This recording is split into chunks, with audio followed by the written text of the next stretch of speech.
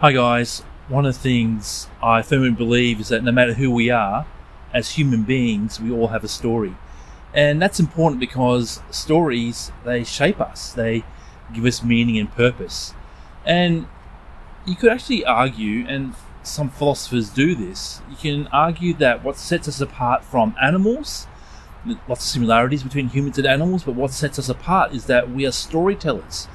Or as some philosophers say, we are narratival animals.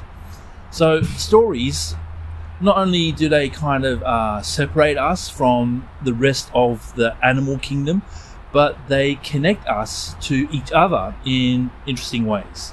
And stories, not only do they separate us from animals, they connect us to each other as humans, but they shape us in profound ways.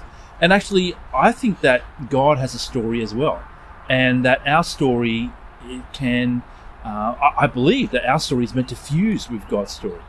Not that when a human story connects with God's, that story is dissolved and we lose our sense of identity, but our true identity is released when it collides or it fuses with God's story. That's what I believe anyway. And I also believe that our stories are meant to be told. And actually, something is diminished in us as human beings when we don't have the opportunity to tell our story, when we don't have the opportunity to express ourselves. Something kind of is lost from our humanity if we're not listened to and if we're not accepted for who we are. And the opposite is also true. Something is fulfilled in us as humans when we are welcomed, when our voices are allowed to be spoken and our story is listened to.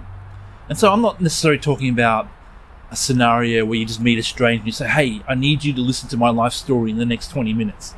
You know, that kind of scenario rarely happens, and I'm not sure if I enjoy it. Actually, it's a bit weird. But I am talking about this idea where I'm welcomed by people, or I welcome people into my life. And as we're living life, as we're kind of close to each other, in proximity with each other, that they're sharing some key thoughts about how they see the world, key moments of their lives, aspects of who they are, of their identity, and I'm doing the same. And that's what I mean by something's fulfilled when we have voice to share who we are in that relational context. And it makes all the difference when other people are interested, when other people are curious, they want to know, when they ask questions. And when that happens and a relationship develops, then the opportunity exists for two stories to become one, for two stories to overlap. When our story connects with someone else's, including God's, we're shaped. Sometimes for the better, sometimes for the worse, but whatever happens, where there's an impact that takes place. Two stories connecting and bumping off each other and colliding and fusing, something changes, impact takes place. And that's all possible because a space was created for a story to be told.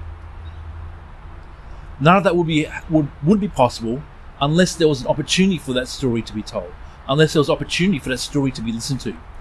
So, like I was saying, something is fulfilled in us when we are welcome, when our voices are allowed and our story is listened to, and opportunities can develop, and when our story is able to be told. And when a story is told, there's also opportunity for it to be told again, this time by someone else. Because we've shared our story with a person, it's impacted them, and then they get to share it with somebody else. And that can lead to multiplication of the impact that we have in the world, of our meaning, of our purpose in the world. And I kind of want to look at this idea of multiplication. I want to look at this idea of fruitfulness. It's something that's deeply connected to who we're meant to be as human beings, and it's deeply connected to who God wants us to be as human beings, according to God's story, according to the Bible. So let's have a look at the story of God and the first words that God speaks to humans, which might be a surprise to you. It's not like a moral command of do this or don't do that. It's actually a blessing. God speaks a relational blessing over the first humans. I'm going to read it out to you. In Genesis 1 verse 28, it says this: God blessed them, the first human beings, and said to them, be fruitful and increase in number, fill the earth and subdue it, rule over the fish in the sea and the birds in the sky, and over every living creature that moves on the ground. So this is from the first chapter of the first book of the Bible. So right from the very beginning. And these are the first words that God speaks to human beings according to the story of God. So right from the very beginning, if this story is true, we were made to partner with God in cultivating and stewarding the universe. And this partnership between humans and God, humans who have been made in God's image, this project or partnership was derailed when humans decided to rebel against God. Nonetheless, rather than just scrapping the plan and starting all over again, it's always been God's purpose to bring that partnership back into fruition, to get it back on track. And I think we see evidence of God's original plan getting back on track to degrees, in some ways, getting more and more on track, and emerging in tangible ways throughout history, and particularly through the imperfect story of the imperfect people of God. But then something different happens, and we go from the imperfect people of God to the perfect representation of who God is, and the perfect representation of who humans can be. Something different happens when we see this in Jesus' life, the death, the resurrection of Jesus. He perfectly fulfills and reflects God's heart and God's mission. Jesus, I think, according to the story of God, is the true human being. He's fully God, fully human, the true human. And the most human thing I think we can do is to be like Jesus. Even as Jesus partnered with God the Father in fixing what's been broken, so we too can be like Jesus, partnering with God, following Jesus in fixing what's been broken. And this brings our story together as individual human beings with God's story. And then what happens is that we carry God's story that's impacted our lives, fused with our stories, into the lives of others around us. And this is what I think this idea of missional formation, a missional life, is all about. So some people can think about, oh yeah, I've heard this before, need to grow the church, need to multiply the church, need to add more members into the church event on a Sunday. And I'm not necessarily throwing that under the bus, but I kind of want to move away from this idea about getting a megaphone and shouting on street corners the story of God. Stories are meant to be told, absolutely, but there's better ways and less better ways to tell a story.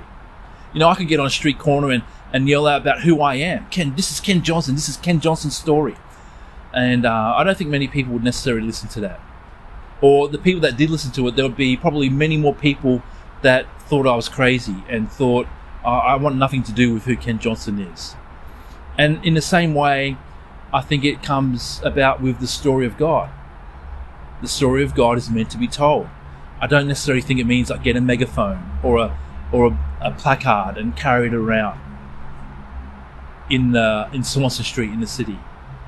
I think sharing the story of God, living this missional life, it's actually about making time and space to hear the story of others, building authentic relationship and acceptance, and waiting for the invitation of the other party to say, hey, Ken, what's your story? Look, I kind of picked up that you're a Christian. How does that make a difference in your life? To use the language of Genesis 1, which uses the terminology of fruitfulness. Fruitfulness isn't about just numerical growth or our brand growing or increasing even our influence or being seen as successful. Some of those things might happen as we're fruitful, but our multiplication, our fruitfulness, is about the central theme of God's story. And the central theme of God's story is relational reconciliation, leading to relational flourishing. What this means is that we make space at the table to listen to someone's story. And as we share how our story has been joined to God's story, we allow room for the Holy Spirit to do a work in the lives of others. That's how I see things. We have a story. Stories are meant to be told. As a human being, I need to tell my story. to be fully human, to be listened to, and to have people engage with that. And actually, my God also has a story, and his story needs to be told. And as it fuses with my story, for my humanity fully to be released, just like Jesus, I need to share God's story. And that can lead to fruitfulness and multiplication. Doesn't mean that I Bible bash people or I grab a microphone. I think it means for me to sit down at a table and to listen to someone else's story, and to wait for the opportunity, for the invitation to share my story, which cannot now be separated from the story of God in my life. Maybe you agree with that. Maybe you disagree. That's fine. But I'd love to hear your thoughts. I've got some questions that might provoke some discussion, and let's see how we go. How does it feel for you when someone truly listens to your story? How does it make you feel? Why do you think being listened to is so powerful? What are some of the barriers that keep us from listening well to other stories? And how can we overcome them? Another group of questions here. How does the idea of fruitfulness in Genesis chapter 1 challenge or affirm your understanding of success and influence? In what ways can making space for others' stories lead to relational flourishing in your community or relationships? And finally, what are some practical ways this week you can create space for others to share their stories in your everyday life? And maybe, just maybe, allow the story of God in your life to be shared with them. All right, that's it for me, guys.